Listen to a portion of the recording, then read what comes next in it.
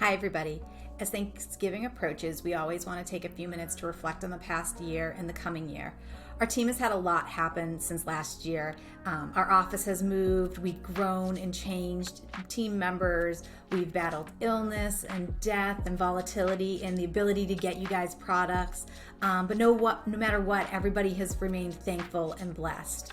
We had a team meeting this week and we opened by asking everybody what they're thankful for, and it was so gratifying to hear so many people say their family and Almar. I'm thankful for both my home family and my Almar family, and that includes all of you guys, whether we've worked together in the past or the recent past or the long past, or maybe in the future we're going to work together. We're able to do what we do and serve the South Shore because of you guys. The holidays are upon us, and this is a fun and stressful time of year. There's something the Almar team can do to make it easier for you for this year, or maybe thinking ahead towards next year.